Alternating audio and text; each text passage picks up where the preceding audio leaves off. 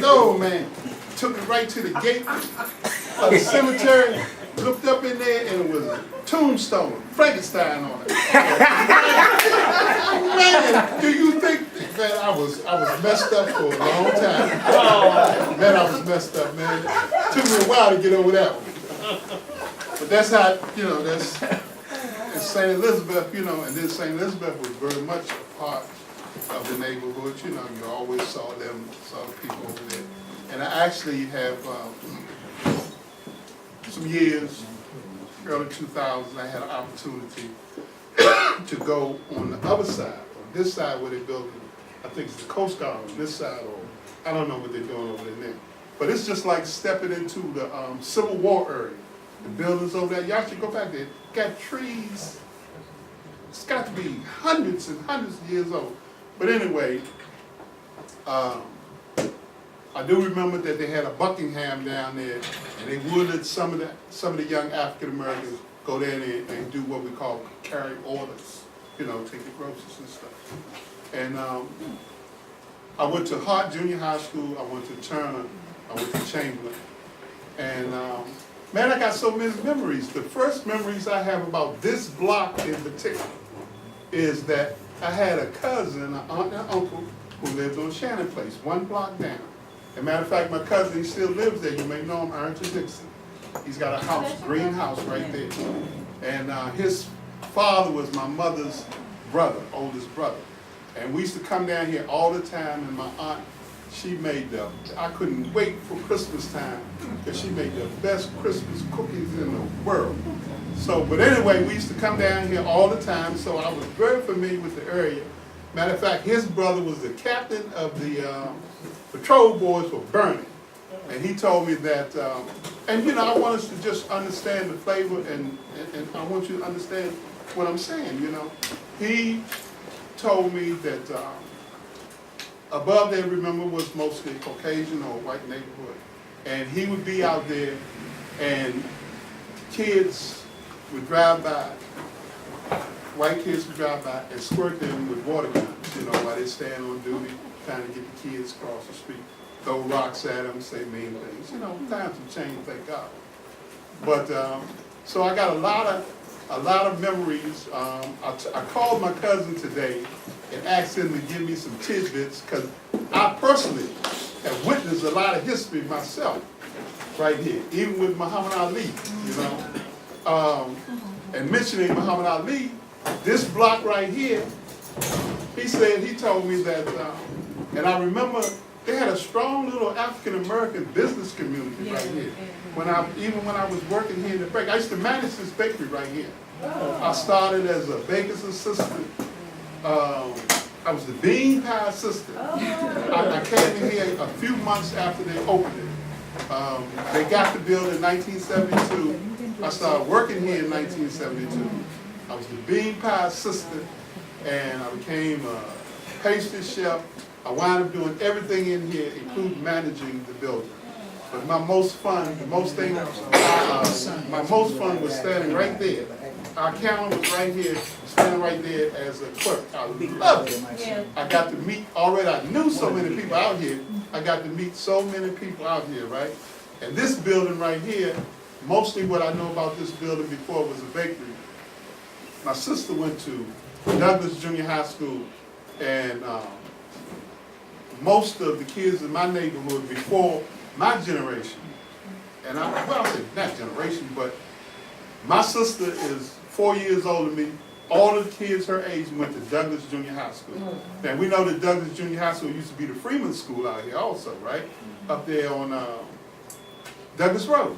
That was the Freeman School, Douglas Junior High School. That's where that was. And you were saying something about muddy, right? We didn't in particular use it in the language, but it was mud everywhere out here, because everywhere you see apartment buildings were houses, and it was no sidewalks. It was walking in the mud, and you traveled all through here. That Freeman School you're talking about, it was called Mount Zion School, and it was on Douglas, and it was later called the Howard School. And Okay. they were built by the residents, those are original Reconstruction people. give me something.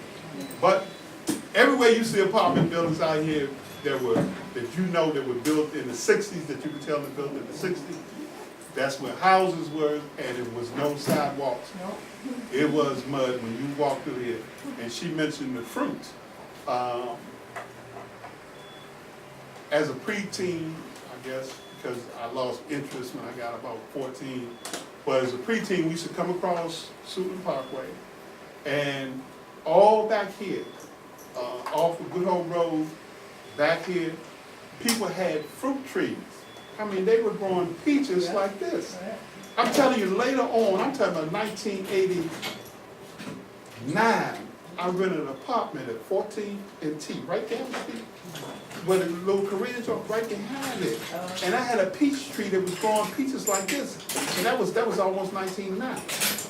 And so they had peaches, they had pears, cherries, apples, and we'd come over here with big brown grocery bags, load up on apples and cherries, and before we got across the bridge, we've been throwing most of them at cars.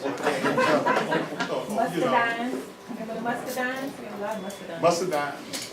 I didn't eat the muscadines. I don't think I even knew It what was one. kind of sour. What was at the time. But I had an interruption for a second. That you got memories, got me, my memories. Next door, I had a lady who used to make wine out of everything. Muscadine, cherry wine, apple wine, because we had so many trees in our yard. And we mentioned the cemetery on Stanton Road. And right there, on the other side of Stanton Road, we had a Tarzan vine, right?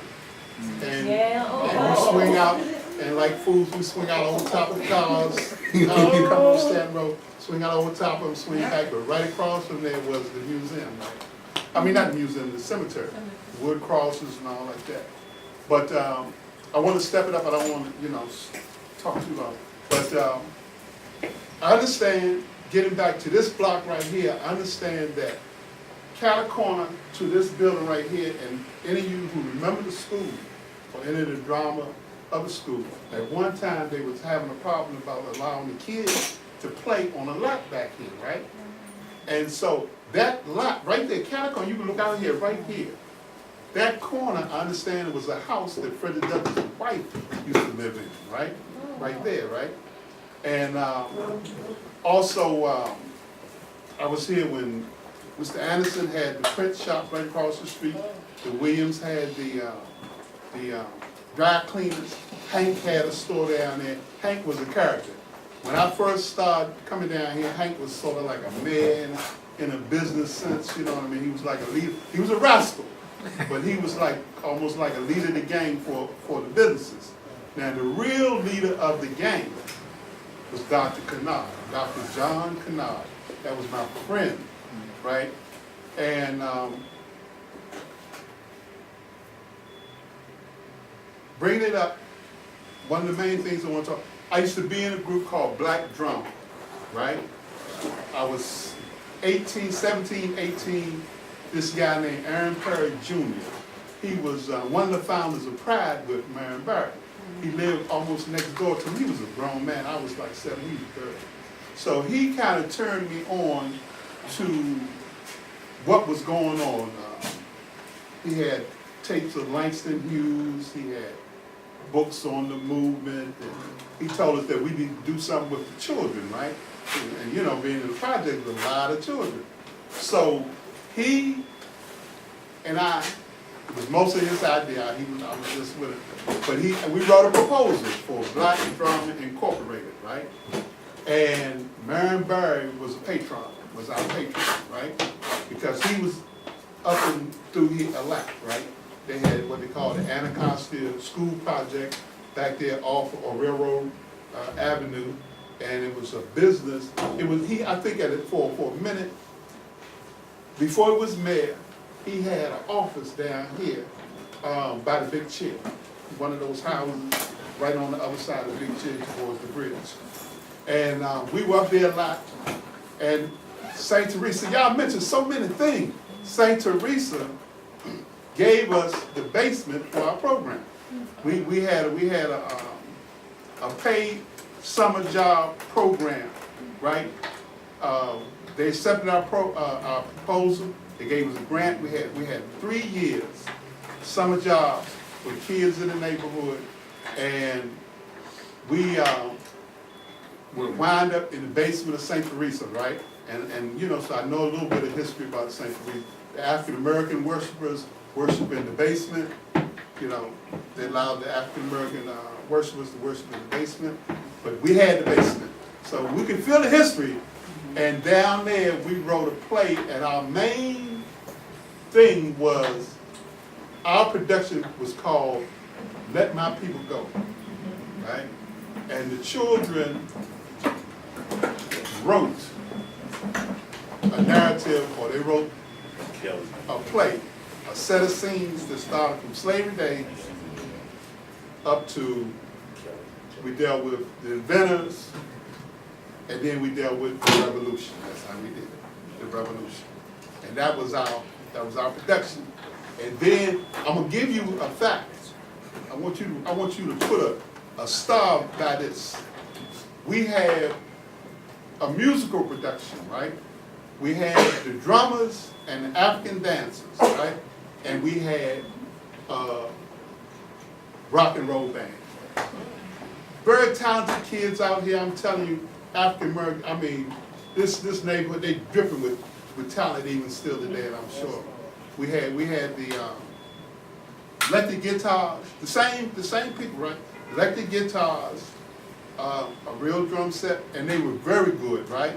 So we had that, we did that, you know, the Tighten Up and rock and roll songs, and the girls that were the African dancers, now they were the go-go dancers, right? So the brothers who played the drums, the congos, right? And who played the congos and the bongos and the tambourines and the percussion, they want to get in on the act. They didn't want to get off the stage. So we worked it in where the bongos, and we started with the bongos, the guitars, the drums, everything mixed up together. And guess what? Yo, that's go-go. Oh yeah, but look, it's recognized. Guess why? They recognize, but they don't give you to it like that. Because a guy named, when I left the group, a guy named Charles, what's Charles' name? He wound up working on Capitol Hill. Charles took my place. Stevenson? Oh yeah, Charles Stevenson, I think that's his name, right? Worked on Capitol Hill. He took my place, and Perry, you know, Aaron Perry, he let it go. Charles took everything over, and he started with Experience Unlimited, right? And what they did was they had the record shop up here on right off Howard Road and stuff up there in the little shopping center. They had the record shop, and they performed, and they in the museum downtown. And that's probably why, because they know that's probably the first go-go band. Chuck Brown, he may be the godfather. He the godfather, but they the first. They the first. And I'm sure of that. Because, man, we used to be rocking up there. We playing my backyard up there. And then, but also you could say a patron of mine was Dr. John Canard. Because we performed there many times. We were, you know, that was our stage, you know. He let us up in there, right? And so I remember seeing Roberta Flack down there. But he was like the mayor. I tell you, he was the type of guy that when I worked in the bakery years later, he used to come to me on his lunch break and come and see me and talk to me. Years after that, I worked in a grocery store. I'm talking about years after that. I worked in a grocery store on Good Oak Road. And before that, he used to come around there and talk to me. That was my friend, right? And I people loved him. He was just such a nice guy. And that, and later on, in the transition, later on I became a Muslim, right? They came some kind of way, it was just, Brother Nelson, we got a job for you. My name used to be Nelson Dennis. Some kind of way, when they called my name, even from elementary school to my third best friend next door, my buddies in high school, junior high school, they always say Nelson Dennis. I don't know why they just say Dennis or Nelson. They one of the names, they gonna call both names. But anyway, so I became Nelson X, right? And I worked here, And man, I tell you what kind of spot this was. We had, I remember the first 2 times I was the one here when the health inspector came, right?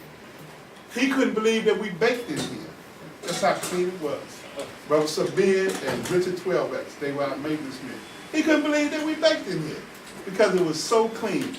And man, we had some products in here. And also, I'm not tooting my home, but this is an actual fact. I know that we had something to do with the health food, the kickoff of the health food trade. Giant Food stole our bread recipe. Yes, they did. That whole wheat bread, that's our recipe. They wasn't selling no whole wheat products like they do. Whole wheat, honey, real eggs. Man, we was rocking up in here. We had the best baked product, not only in Washington, D.C., but probably in the United States of America, because even